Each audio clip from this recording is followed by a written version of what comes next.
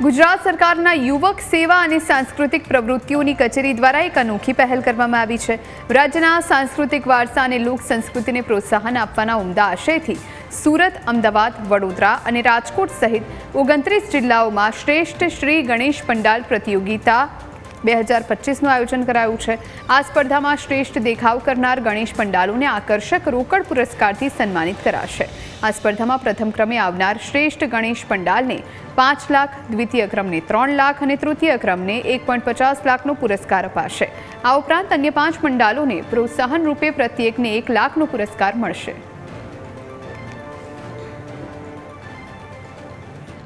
अलग अलग જે સમાજના વર્ગો છે, એનજીઓઝ, વિવિધ રિલિજિયસ વર્ક, રમતના જે વીરો છે એ બધા જ આ સાયક્લોથોનમાં જોડાશે।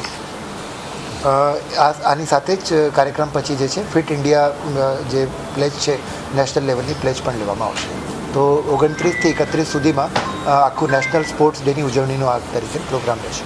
આ વર્ષે ગુજરાત સરકારશ્રીએ ગણપતિ મહોત્સવમાં जो गणपतिश्रीना પાંડાલ હોય છે એમના માટે એક નવી સ્કીમ જાહેર કરી છે, જેમાં જુદી જુદી થીમ્સ ઉપર બેસ્ટ જો ગણપતિ પાંડાલ હશે એમને પ્રોત્સાહક રૂપે ઇનામ આપવામાં આવશે।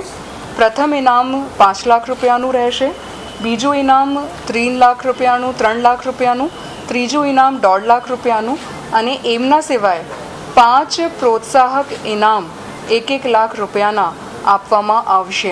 અમે જેટલા બી ગ્રાઉન્ડ અમે નક્કી બારિશને ધ્યાનમાં રાખીને ગ્રાઉન્ડ નક્કી કરીને આ બધા અમે લોકો આપના ડેલી બતાવતા રહીએ છીએ કે કઈ સ્પોર્ટ્સ મીટ ક્યાં થવાના છે જોઈએ, અને ટીમોને બી અમે લોકો કોન્ટેક્ટ કરવાના છે સામેથી। અને જો સ્કૂલ કોલેજીસ છે, જો અહીંયા અલગ અલગ જો ટીમો છે, જો ક્લબો છે, આ બધાને અમે લોકો અપ્રોચ કરીને એના જો સમાવેશ કરાવવાના છીએ।